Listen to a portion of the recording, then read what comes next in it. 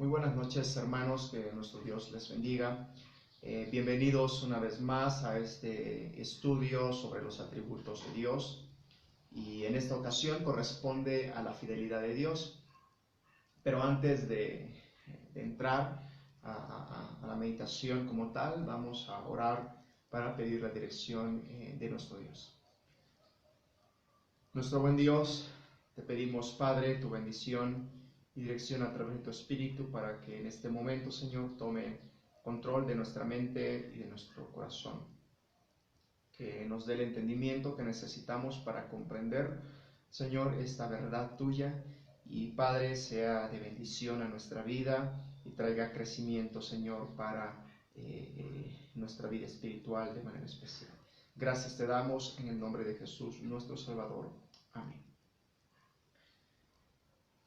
Muy bien, hermanos, entonces iniciemos este estudio, y quisiera nada más mencionar el versículo clave correspondiente a esta meditación, que se encuentra en Deuteronomio capítulo 7, versículo 9, en la primera parte, donde dice así: reconozcan pues que el Señor, su Dios, es el Dios verdadero, que cumple fielmente su alianza generación tras generación. La infidelidad, desafortunadamente, es uno de los pecados más predominantes de estos días.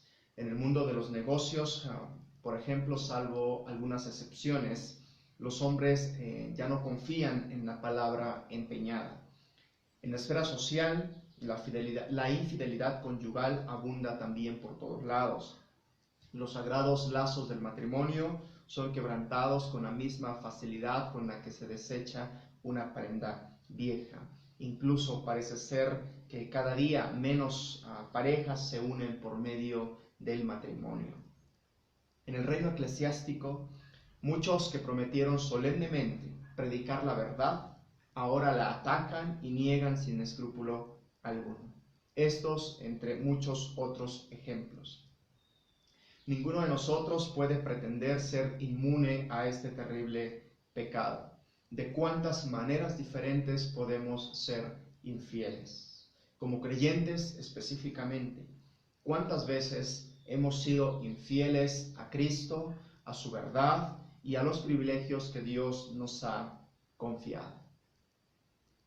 Pasemos a la meditación considerando en primer lugar la fidelidad de Dios y el testimonio que de ella dan las Escrituras. Y básicamente haremos un breve repaso en algunos versículos que enseñan o fundamentan la fidelidad de nuestro Dios. Contrariamente a la situación que acabamos de comentar, y gracias a Dios, la fidelidad es una cualidad esencial en Dios. Sin ella, Dios no sería Dios. Vayamos entonces a las citas bíblicas en las que se expresa este maravilloso atributo. Y la primera cita plantea que para Dios ser infiel sería obrar en contra de su naturaleza, lo cual es imposible. Vayamos por favor a la segunda carta de Timoteo en el capítulo 2. Segunda carta de Timoteo en el capítulo número 2. Para leer el versículo 13. Segunda de Timoteo 2:13. Les comparto que estaré haciendo la lectura de los versículos, de todos los versículos en la Biblia Dios habla hoy, por si ustedes notan una diferencia en la versión que ustedes tienen, ya sea una Reina Valera o alguna otra. Bien, entonces el texto dice así: si no somos fieles, Él sigue siendo fiel, porque no puede negarse a sí mismo. La fidelidad es una de las gloriosas perfecciones de su ser. Es como si estuviera revestido de ella. En el Salmo 89, versículo 8, vayamos a esta cita por favor y veamos lo que la palabra nos dice. Salmo 89, versículo 8. Señor Dios Todopoderoso, todo el poder es tuyo y la verdad te rodea. no hay nadie igual a ti. Asimismo, cuando Dios fue encarnado, fue dicho: siempre se irá revestido de justicia y verdad. Isaías capítulo 11, versículo 5. Y por último, leamos las hermosas palabras del Salmo 36, versículo 5. Salmo 36, versículo 5.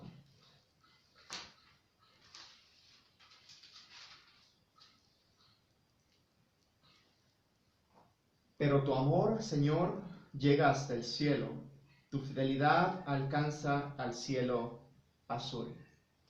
La fidelidad inmutable de Dios está muy por encima de la comprensión finita. Dios nunca olvida ni falta a su palabra, nunca la pronuncia con vacilación, nunca renuncia a ella. Por eso nosotros debemos tener siempre bien presente que hacer compromisos delante de Dios es algo totalmente serio. No debemos vacilar o hacer un compromiso sabiendo que mañana cambiaremos de opinión, porque Dios no vacila con nosotros. El Señor se ha comprometido a cumplir cada promesa y profecía, cada pacto establecido y cada amenaza, porque Dios no es hombre para que mienta, ni hijo de hombre para que se arrepienta. Hay muchos ejemplos o muchas ilustraciones de la fidelidad de Dios en las Escrituras. Voy a mencionar solamente algunas. Hace más de 4000 años, Él dijo: mientras el mundo exista, habrá siembra y cosecha, hará calor y frío, habrá invierno y verano y días con sus noches. Y así, cada año que transcurre es una nueva prueba del cumplimiento de esta promesa por parte de Dios. En Génesis capítulo 15, versículos 13 al 16, leemos que Jehová declaró a Abraham. Escuchen por favor con atención. Entonces el Señor le dijo: debes saber que tus descendientes vivirán en un país extranjero, y que allí serán esclavos, y que serán maltratados durante 400 años. Pero yo también castigaré a la nación que va a ser los esclavos, y después tus descendientes saldrán libres y dueños de grandes riquezas. Por lo que a ti toca, morirás en paz cuando ya seas muy anciano, y así te reunirás con tus antepasados. Después de 4 generaciones, tus descendientes regresarán a este lugar, porque todavía no ha llegado al colmo la maldad de los amorreos. Los siglos entonces siguieron su curso, y los descendientes de Abraham gemían mientras cosían ladrillos en Egipto. ¿Había olvidado Dios su promesa? De ninguna manera. Leemos en Éxodo 12, versículo 41. Y el mismo día en que se cumplieron los 430 años, todos los ejércitos del Señor salieron de aquel país. Más adelante, Dios, hablando por el profeta Isaías, declaró: pues el Señor mismo les va a dar una señal. La joven está encinta y va a tener un hijo, al que pondrá por nombre Emmanuel. De nuevo pasaron los siglos y las generaciones, pero cuando se cumplió el tiempo, Dios envió a su hijo, que nació de una mujer. Pasemos a meditar ahora en cómo Dios es fiel a pesar de nuestra infidelidad. Dios es veraz, su palabra de promesa es segura. En todas sus relaciones con su pueblo, Dios siempre es fiel. En Él el hombre puede confiar plenamente, porque nadie ha confiado jamás en Dios en vano. Esta verdad preciosa la encontramos expresada en cualquier lugar de la Escritura, porque el pueblo de Dios necesita saber que la fidelidad de Dios es una parte esencial del carácter divino. Este es el fundamento de nuestra confianza. Pero una cosa es aceptar la fidelidad de Dios como una verdad divina, y otra muy distinta es actuar de acuerdo con ella. Dios nos ha dado preciosas y grandísimas promesas. Sin embargo, ¿realmente contamos con su cumplimiento? ¿Esperamos en verdad que haga por nosotros todo lo que ha dicho? ¿Deseamos en verdad con seguridad absoluta que estas promesas de Dios se cumplan? Descansemos con seguridad plena en las palabras: fiel es el que prometió. Hay épocas en la vida de todos los hombres y en la de nosotros como cristianos cuando no es fácil creer que Dios es fiel. Llega un tiempo donde nuestra fe es penosamente probada y nuestros ojos se oscurecen por las lágrimas. Entonces no acertamos a ver el amor de Dios en esta situación tan difícil. Por un lado, los ruidos del mundo aturden nuestros oídos perturbados por aquellos susurros ateos de Satanás que nos cuestiona ¿dónde está tu Dios? Y que nos impiden oír su tierna y suave voz. Los planes que acariciábamos y que ya estaban tan cerca de nosotros de pronto se desbaratan. Algunos amigos en los que confiábamos nos han abandonado. Alguien que profesaba ser nuestro hermano en Cristo nos ha traicionado.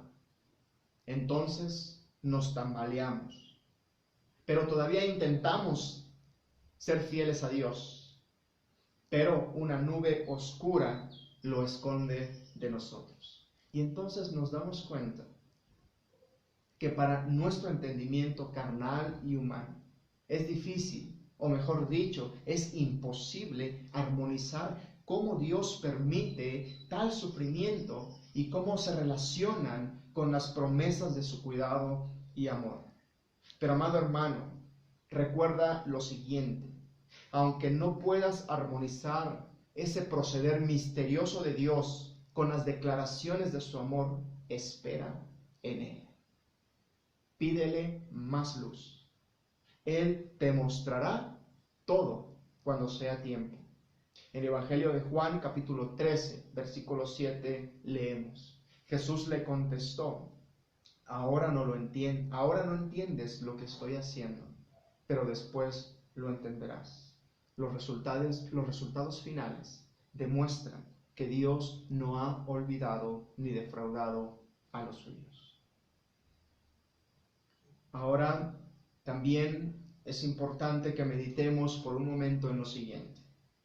Dios es fiel, no solo por hacernos saber lo mejor, sino también por no escondernos lo peor. Uno de los principales temores que se tienen a la hora de intentar establecer relaciones personales profundas con alguien, el temor que se tiene es que esa persona no sea sincera contigo, que te oculte cosas. Dios, en cambio, ha sido claro y transparente con nosotros. Nos ha descrito fielmente la ruina que la caída de nuestros primeros padres ha traído consigo. Ha diagnosticado fielmente el estado terrible que ha producido el pecado con su entrada en la humanidad. Nos ha hecho conocer la inclinación continua del hombre por el mal y también nos ha advertido que esto debe de ser castigado. Nos ha prevenido fielmente que Él es fuego consumidor. De esta manera, la palabra fiel de Dios no solo abunda en ilustraciones de esa fidelidad y del cumplimiento de sus promesas, sino que también abunda en numerosos ejemplos de su fidelidad en el cumplimiento de sus amenazas. Cada etapa de la historia del pueblo de Israel ejemplifica este hecho. Lo mismo sucede en lo referente a los individuos. Tenemos, por ejemplo, el caso del faraón y el caso de Acán, entre muchos otros. Dios es fiel al disciplinar a los suyos. Vayamos, por favor, al libro de Daniel en el capítulo 9 y leamos solo la primera parte del versículo 7.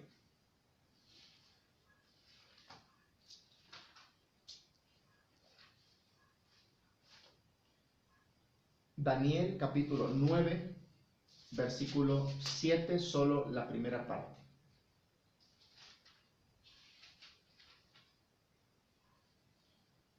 Dice así: Tú, Señor, eres justo, pero nosotros los judíos nos sentimos hoy avergonzados. La fidelidad de Dios es una verdad que debemos reconocer, pero no solo cuando tenemos esos tiempos de paz, sino también cuando sufrimos la más severa reprensión de parte de Dios. Este reconocimiento debe estar en nuestro corazón y no debe ser solamente de labios.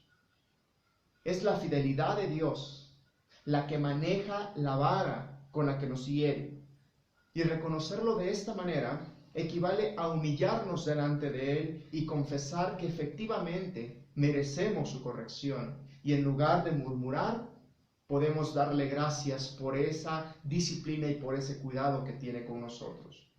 Cuando su vara cae sobre nosotros, digamos entonces como Daniel: Tú, Señor, eres justo, pero nosotros nos sentimos hoy avergonzados. De esta manera, la pena y la aflicción no solo son compatibles con el amor prometido en el pacto eterno que Dios ha hecho con nosotros, sino que este mismo amor de este pacto que ha establecido se administra enviando penas y aflicciones para cada uno de nosotros. Dios es fiel, no solamente a pesar de las aflicciones, sino también es fiel al enviarlas.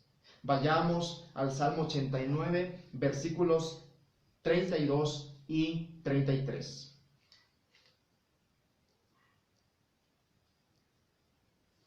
Repito, Salmo 89, versículos 32 y 33. Miren lo que la palabra de Dios dice: Castigaré su rebelión y maldad con golpes de vara, pero no dejaré de amar a David, ni faltaré a mi fidelidad hacia él. Pueden ver, el castigo es no solo coherente con la misericordia de Dios, sino que el castigo es el efecto y la expresión de esta misericordia. Cuánta paz tendríamos cada uno de nosotros si recordáramos que su pacto de amor, ese pacto que ha establecido con nosotros, le obliga a enviar corrección cuando es conveniente. Permítanme concluir este punto con la siguiente afirmación: las aflicciones y la disciplina nos son necesarias. ¿De qué manera? Escuchen lo que dice el profeta Oseas: en medio de su angustia me buscarán. Oseas capítulo 5, versículo 15. Nuestra experiencia confirma que cuando atravesamos por momentos de angustia, necesariamente acudimos a Dios. De esta manera hemos llegado al final de la meditación. Por tanto, para terminar, comparto 3 enseñanzas finales. Primero, la comprensión de esta bendita verdad, que es la fidelidad de Dios, nos librará de la inquietud. Cuando estamos llenos de ansiedad, cuando vemos nuestra situación con temor, cuando miramos al mañana con pesimismo, estamos rechazando la fidelidad de Dios. El que ha cuidado de su hijo a través de los años no lo abandonará cuando sea viejo. El que ha oído tus oraciones en el pasado no dejará de suplir tus necesidades en el momento de apuro. Por tanto, deja de estar inquieto y descansa en las palabras de Job. Una y otra vez te librará del peligro y no dejará que él llegue a ti. En segundo lugar, la comprensión de esta bendita verdad refrenará nuestra murmuración. El Señor sabe qué es lo mejor para cada uno de nosotros. Por tanto, deja de quejarte. En lugar de cuestionar a Dios, hónralo. Dios será grandemente honrado si cuando pasas por la prueba y la reprensión tienes buena memoria de Él, si te acuerdas de su sabiduría y de su justicia y reconoces su amor incluso en la reprobación. En tercer lugar, la comprensión de la fidelidad de Dios aumentará nuestra confianza en Él. No hay mejor manera de terminar esta meditación con las palabras del apóstol Pedro, quien sufrió las más tremendas reprensiones y censuras de su maestro, pero que también experimentó de manera profunda su amor y restauración. De manera que los que sufren según la voluntad de Dios deben seguir haciendo el bien y poner sus almas en manos del Dios que los creó, pues Él es fiel. Amén. Oremos a nuestro Dios. Señor, te damos gracias porque nos recuerdas tu fidelidad y tu amor para con nosotros. Porque aún en medio de las reprensiones, Señor, podemos estar seguros que es ese amor eterno que en algún momento, Señor, obliga a que recibamos la reprensión que necesitamos para regresarnos al camino correcto. Gracias te damos porque saber que eres fiel refuerza nuestra confianza, Señor. Tú sabes siempre lo que es mejor para nosotros en cualquier situación que vivamos. Gracias te damos en el nombre de Jesús, nuestro Salvador. Amén. Muchas gracias, amados hermanos. Que nuestro Dios les bendiga y guarde.